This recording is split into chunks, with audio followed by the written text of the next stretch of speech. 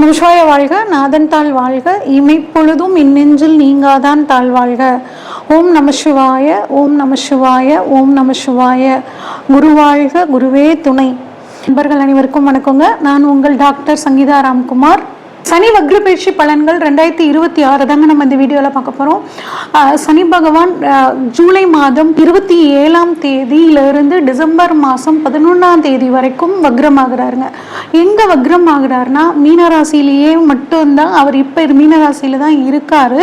மீனராசிலேயே தான் வக்ரமாக போகிறார். அதுவும் குறிப்பாக உத்திரட்டாதி நட்சத்திரத்துக்கு வந்துட்டு திரும்ப வக்ர நிவர்த்தி அப்படிங்கிறது ஆக போகிறார். கும்பராசிக்கு வரப்போகிறது கிடையாதுங்க. வக்ரம்னா என்ன அப்படின்னா, ஒரு கிரகம் தான் இருக்கிற இடத்திலிருந்து பின்னோக்கி நகரக்கூடிய ஒரு தோற்றத்தை உருவாக்கும். இதுதான் வக்ரம். அப்போ சனி பகவான் அப்படிங்கிறவர் நமக்கு நீதிமான், கர்ம பலன்களை கொடுக்கக்கூடியவர், தொழில்காரகன், கர்மக்காரகன் அப்படின்னு சிறப்பாக சொல்லக்கூடிய நவகிரகங்களில் மிக சிறப்பான கிரகம் சனி பகவான். இந்த சனி பகவான் வக்ரமாகும் போது என்ன மாதிரியான பலன்களை 12 ராசிகளுக்கும் தரப்போறார் அப்படிங்கிறத ஒவ்வொரு ராசிக்கும் நாம் இப்போ வரிசையாக பார்க்கலாம். மகர ராசிக்காரங்களுக்கான சனி வக்ர பயிற்சி பலன்கள் எப்படி இருக்கு அப்படின்னு சொல்லி பார்ப்பாங்க. சனி பகவானை பொறுத்த வரைக்கும் உங்கள் ராசிக்கு 3ஆம் இடமான மீனத்துல சனி பகவான் இருந்துட்டு இருக்காருங்க. மீன ராசியிலே இப்ப வக்ரமாக போறார். அப்ப 3ஆம் இடம் அப்படிங்கிறது நம்மளோட தைரிய வீரிய ஸ்தானத்தை சொல்லக்கூடிய அமைப்பு. அங்க இருந்து சனி பகவான் வக்ரமாகி 5ஆம் இடம், 9ஆம் இடம், 12ஆம் இடம் இதை பார்க்குறாருங்க. அப்ப இது என்ன மாதிரியான பலன்களை கொடுக்க போகுது அப்படிங்கிறத நம்ம பார்க்க போகிறோம். இதில் நம்ம ரெண்டாக பிரித்து பார்க்கலாம். எது இதெல்லாம் பாசிட்டிவாக நடக்கும், எது இதெல்லாம் நெகட்டிவாக நடக்கும், அதை எப்படி நம்ம கொஞ்சம் சாதகமாக மாற்றிக்கலாம். முயற்சி செய்தால் முடியாதது எதுவும் கிடையாது. அதனால் எப்படி நம்ம அதை சாதகமாக மாற்றிக்கலாம் அப்படிங்கிற விஷயத்தையும் நம்ம இப்போ பார்க்க போகிறோம்.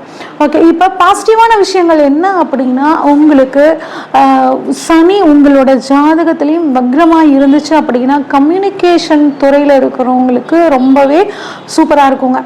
நான் எது பேசினாலும் தப்பாக முடியுது, நான் எது பேசினாலும் ஒரு சண்டையில் முடியுது அப்படின்னு ஃபீல் பண்ணிட்டு இருந்தீங்கன்னா இப்போ உங்களுக்கு சாதகமாக இருக்கும். நீங்கள் என்ன சொல்ல வர்றீங்கிறத அடுத்தவங்க புரிஞ்சுக்குவாங்கங்க.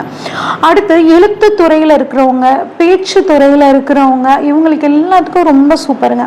ப்ளஸ் மீடியாவில் இருக்கக்கூடியவங்க, அதாவது ஊடகத்துறையில் இருக்கிறவங்களுக்கும் ஒரு நல்ல முன்னேற்றம் அப்படிங்கிறது இருக்க போகுது.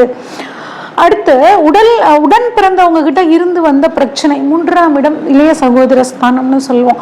அவங்களுக்கும் உங்களுக்கும் ஏதாவது ஒரு பிரச்சனை இருந்துட்டு இருந்துச்சு, அதனாலும் இப்போ சரியாகும்.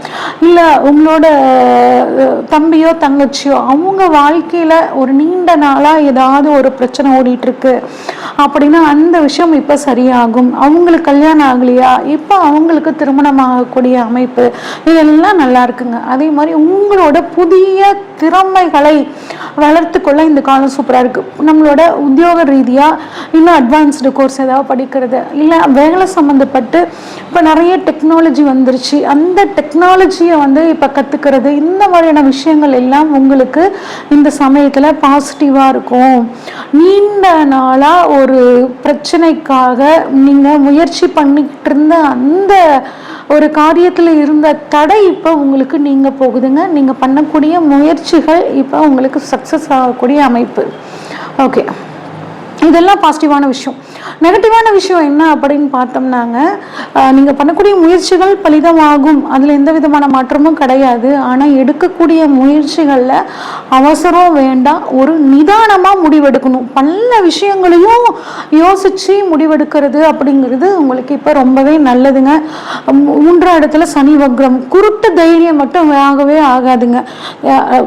வரட்டும் பார்த்துக்கலாம், எதாக இருந்தாலும் பேசிக்கலாம் அப்படிங்கிற மாதிரியான ஒரு குருட்டு தைரியம் உங்களுக்கு இந்த சமயத்தில் ஆகவே ஆகாது. கவனம், பேசும்போதும் அந்த வார்த்தைகளில் கொஞ்சம் கவனமாக கையாளுங்க. ஏன்னா உங்கள் பேச்சுக்கு மரியாதை கூடும். அந்த மரியாதையை நம்ம இப்போ கெடுத்துக்க கூடாது. ஒரு தடவைக்கு 2 தடவை யோசித்து பேசுகிறது ரொம்ப நல்லதுங்க. அதே நிறைய குறுகிய தூர பயணங்கள் போகக்கூடிய அமைப்பு உங்களுக்கு கிடைக்கும். ஆனால் அந்த பயணங்கள் போகும்போது கொஞ்சம் கவனமாக இருக்கிறது சிறப்புங்க. முயற்சியில் ஒரு சின்ன தடை வந்தால் கவலைப்படாதீங்க, கட்டாயம் அந்த தடையை மீறி நீங்கள் சக்ஸஸ் ஆகிறதுக்கான அமைப்புகள் ரொம்பவே நல்லா இருக்குங்க.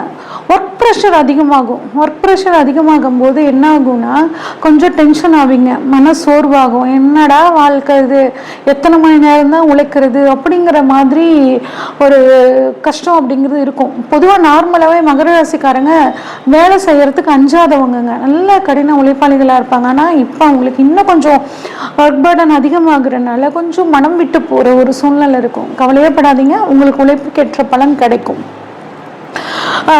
கொஞ்சம் ஒரு சிலருக்கு பாருங்க, கைகள், தோள்பட்டை, கழுத்து தொடர்பான சில உடல் ஆரோக்கிய குறைபாடுகள் வரலாங்க.